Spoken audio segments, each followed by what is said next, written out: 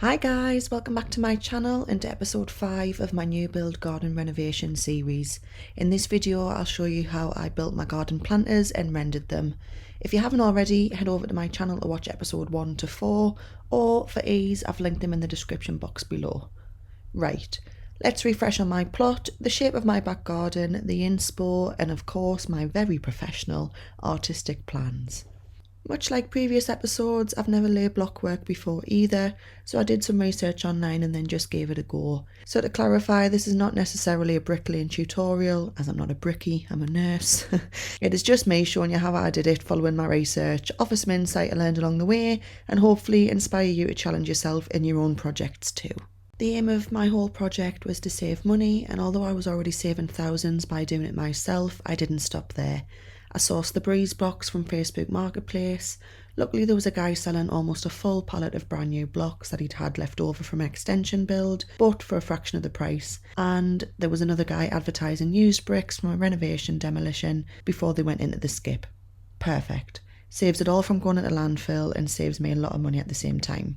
This is just me procrastinating, visualising how the blocks would look, and also to see how many I had in total as to what I could possibly build.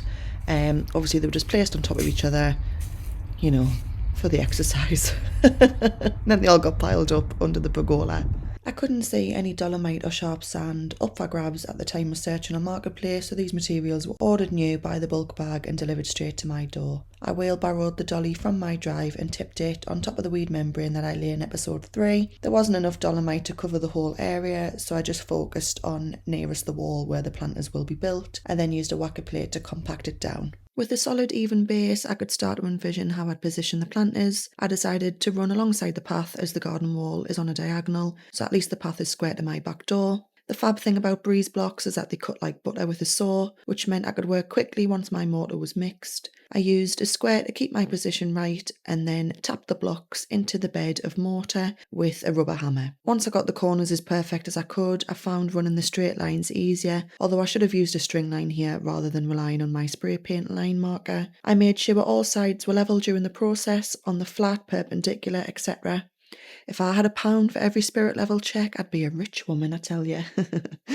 With the final end piece in position, which slotted in perfectly and remained square, I could see my vision come to life and truly started to believe I was completely capable of this new skill, which really spurred me on. My vision was to leave a gap where I could later install a bench seat, so I used a string line to mark where my next planter would start from, keeping it in line with the first. Sorry that this is mostly pictures to begin with. I was nervous when I started, so I didn't want a video in case I completely failed. However, the videos are coming.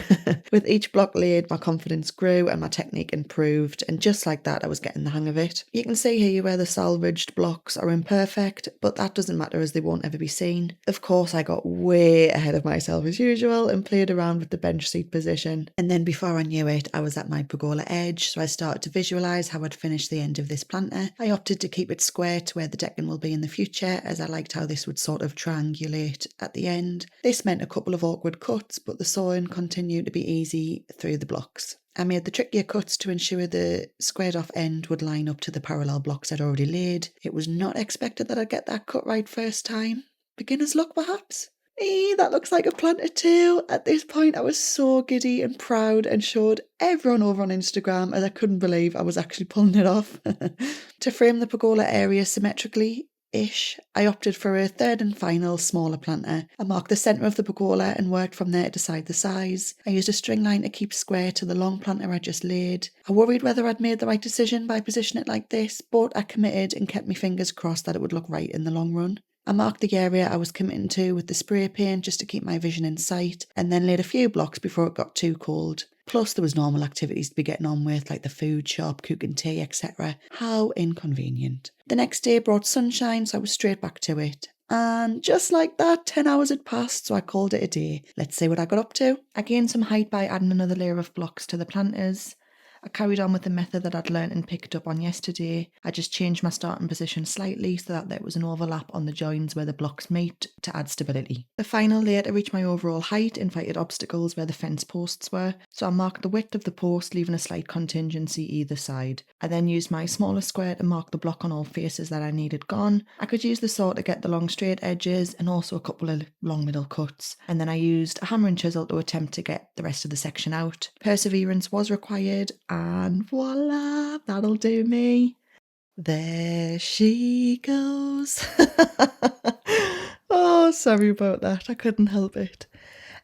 So after I'd watched people online before doing this, I realised that putting a couple of blocks out, a scrap bit of wood, if you then take a bit of your mixture out of your bucket with your trowel, slap it on the bit of wood, mix it round a bit, get a nice sort of sausagey, poop-shaped section into your trowel, then you can slop that straight onto the brick. I hope that makes sense, or at least you can tell what I'm doing with the method in the time lapse. Before I committed to laying the final layer on the big planter, I took some time to remove the old mortar from the salvaged blocks and made my cuts in advance. Because I had all my blocks ready, I used the hand sort of paddle mixer that was gifted to us in episode 4. Go and check that out. And I made up a big batch of mortar. The mix I opted for, after ample research, was 4 to 5 parts of sand to 1 part cement with just enough water and plasticizer to get a workable but not sloppy consistency. See how I use the length of the top of the trowel to add the mixture, then I use the tip of the trowel on an angle to spread that mix along to cover the length of the block, and also leaving sort of triangular gaps to allow for tapping it down, making sure that it's level on all sides and sort of trimming off any excess mortar before moving on to the next one. As you can see, you've got a bit of time, so there's no rush to get this right. Just have a play around. The mortar mix is really workable. You can push it into the joins and yeah, plenty of time to get it right before moving on to the next one, as it won't set straight away. My neighbour was curious to hear how I was getting on, so I had a bit of a skive while I had a chin wag, but then it was full steam ahead. There she goes. No, I won't do that to you. But there I go. Thriving. Honestly, once you start, you get the hang of it, and it's just not as hard as what you would have first thought. Honestly, if I can do it, you can too. Despite repeatedly shaving off most of the mixture I'm adding to the block, I still didn't think to add less to the block in the first instance, but never mind, it all got shaved off, put back in the bucket and used anyway, so nothing went to waste. All my mixture was able to be used up, and I just added bits and spread it down for a bit more stability. Just for my peace of mind, probably not needed, wasn't in any of the tutorials I'd watched, but I just felt like it made it stick better, which is probably just a non-bricky comment to make. Remember when I said if I had £1 for every spirit level check? Right now, I'd be a millionaire, because that's excessive, but it's level, it's straight, it's upright, and it's time to make a start on the bench seat. The width of the gap that I left was basically just based on the size of the sleepers that I had. I went up a couple of levels before I thought I should let the mortar set before I add any more weight. So I just added a bit of height over on that last third planter in the corner over there to use up the rest of my mortar before calling it a night. A couple of still pictures here, and you can see that the vision is certainly starting to come to life. As soon as I got home that following evening, after working at the hospital all day, the tools were out and I hand/paddle mixed up a batch of mortar. Remember, I used 4 to 5 parts sand to 1 part cement with just a dash of water and plasticizer, enough to get a workable but not sloppy consistency. Then I set up my little raised platform station for working the mixture onto the trowel, and I was ready to crack on. But first I wanted to ensure the bench seat felt right, so I configured how many extra blocks would need to be added to get the right height once the sleepers would be in place. Now I'm ready to crack on. My aim was to finish the bench seat and the last planter, but unfortunately it got just a little bit too cold for me to tolerate, so I ended up just calling it a night. Typical British rainy weather meant I couldn't do much for a couple of days, as I didn't want to risk me motor washing away before it was set, but as soon as the forecast was set to be dry, I was straight back out to get the blockwork finished. One more level of height on the last planter and the rest of the bench seat to do. What's worse than rain? Unplanned rain.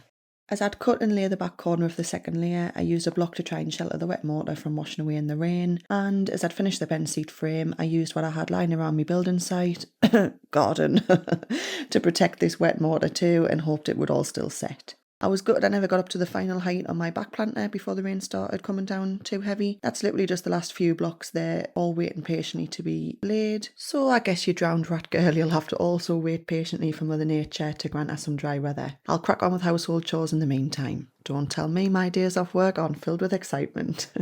No, they are filled with excitement because literally as soon as I'd had a cuppa and just dried off, the sun came out. Let's do this. Same method as throughout, use the raised platform to work the mortar into a rolled sausagey type shape onto the trowel before adding it to the block. I'll slow down the time lapse to try and show you this better. Then I use the tip of the trowel to create an airspace in the mortar, which allows you to tap the block down into a levelled position.